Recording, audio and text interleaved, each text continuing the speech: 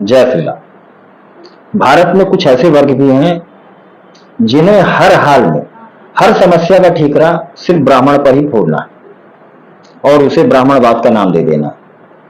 इनमें से दो सबसे प्रमुख शक्तियां सामने आती हैं। पहला है वामपंथ और दूसरा है नवबौद्ध। नवबौद्ध अर्थात जो अभी अभी नए नए बौद्ध धर्म को स्वीकार किया। इनका सिर्फ और सिर्फ एक ही काम है कि हर चीज में सिर्फ और सिर्फ ब्राह्मणों को दोष देना, जिसका सबसे बड़ा ताजा उदाहरण यह आया है कि इन्होंने एक और सीखू छोड़ा कि नालंदा जो विश्वविद्यालय है उसको बख्तियार खिलजी ने नहीं जलाया था, उसको दो ब्राह्मणों ने जलाया था। अब मुख्य सवाल यह उठता है कि आखिर ब्राह्मणों से इतनी जलन क्यों, आखिर इतनी नफरत क्यों ब्राह्मणों से। दरअसल इनकी नफरत ब्राह्मणों से नहीं, इनकी अगर नफरत ब्राह्मणों से होती तो कांग्रेस पार्टी को जो अर्थात राहुल गांधी जी उनसे भी नफरत करती है, क्योंकि वो अभी तो जनेऊधारी दत्तात्रेय गोत्र राहुल गांधी है, उनसे नफरत नहीं है। पत्रकारों में सर्वप्रिय सर्वश्रेष्ठ पत्रकार महामहिम रवीश कुमार जी भी हैं, वह भी ब्राह्मण है, पांडे हैं, उनसे भी इनकी कहीं न कहीं दुश्मनी होती, उनसे नहीं है।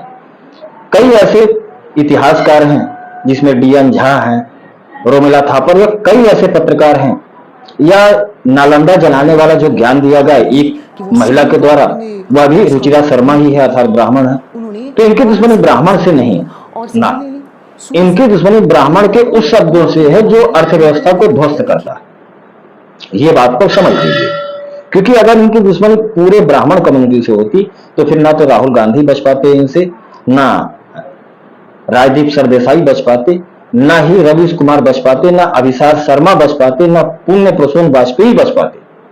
ये सब के सब इनके लाडले और ये सब के सब ब्राह्मण हैं, आप याद रखिएगा। लेकिन इनका टारगेट सिर्फ और सिर्फ वो ब्राह्मण है जो कहीं ना कहीं सनातन को आगे ले जाने का कार्य करते हैं, और वह शक्तियां जो कहीं ना कहीं भारत में अपने आप को स्थापित करना चाहती हैं, उनको स्थापना करने में रोकने का ब्राह्मण कार्य कर रहा है। अब आपके मन में भी यह प्रश्न आता होगा कि आखिर ब्राह्मण ऐसा कौन सा कार्य कर रहे हैं कि जिसकी वजह से ये लोग इतना ज्यादा बोल रहे हैं, और इनका क्या लिंक है, इनका उन शक्तियों से क्या लिंक है। तो मैं आपको एक व्यक्ति का नाम बताता हूं जिसका नाम जॉर्ज सोरेस।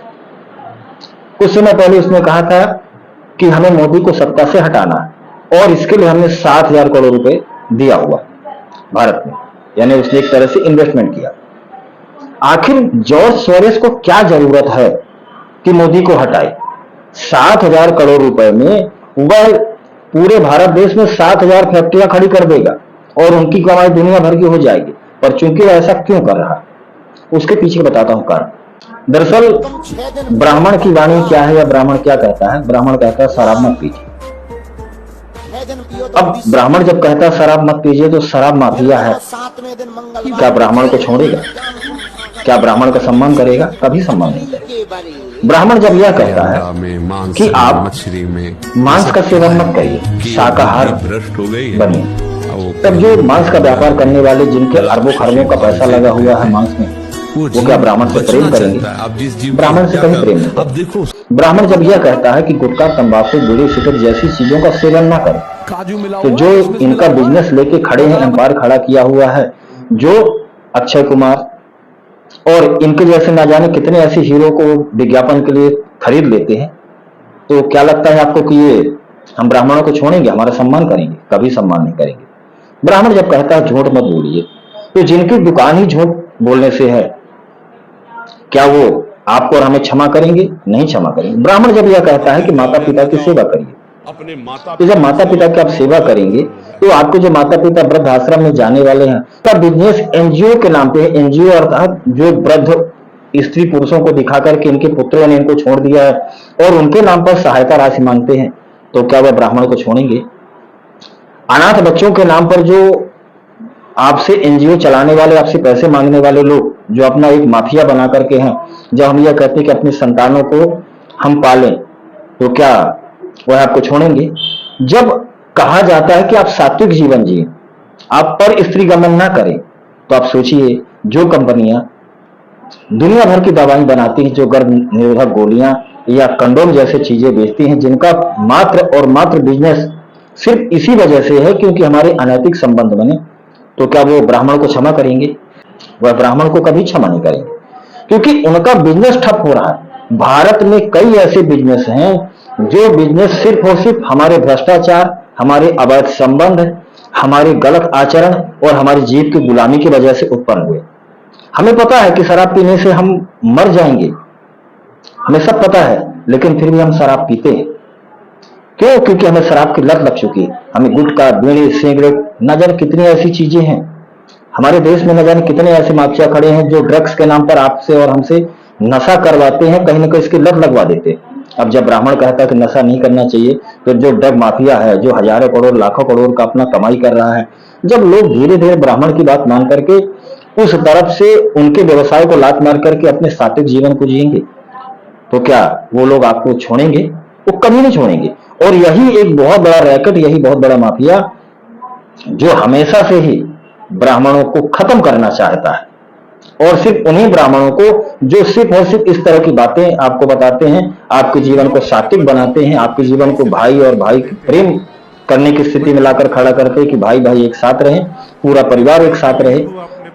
बस यही मुख्य कारण है कि ब्राह्मण से नफरत, ब्राह्मण से जलन और ब्राह्मण से ईर्षा। वरना अगर इनको ईर्षा होती तो कई ऐसे ब्राह्मण हैं जो विदेश में बैठे हुए हैं और स्वयं अपना कार्य कर रहे हैं इस तरह के अवैध धंधों का, उनसे तो कोई दिक्कत नहीं इनको।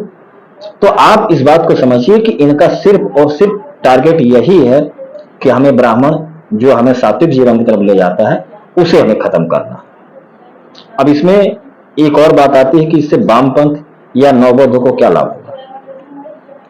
वर्तमान का जो नवबौद्ध है वह नवबौद्ध भगवान बुद्ध के बारे में बातें कम करता है, भगवान बुद्ध के ज्ञान के बारे में चर्चा कम करता है, वह भगवान बुद्ध का जो आदर्श है उस पर कम चलता है, वह सबसे ज्यादा कार्य हिंदू धर्म को ही टारगेट करने का करता है। और जो बड़े बड़े लोग हैं आप देखिए सब के सब विदेश जाते हैं और इनके लिंक बकायदा फोर्ड फाउंडेशन या अन्य जो कई बड़े संस्थाएं एनजीओ हैं उनसे मिलते, इनसे बकायदा इनको मोटा पैसा मिलता है। इस कार्य को, इस तरह के प्रवचन प्रोपेगेंडा करने का इनका बकायदा पैसा और इनको मिलता है, और उस पैसे को आकर यहां फैलाते हैं, लोगों को लगाते हैं काम धाम से। और यह पैसा सिर्फ और सिर्फ जनता को ही नहीं मिलता, यह नेताओं को ही मिलता है।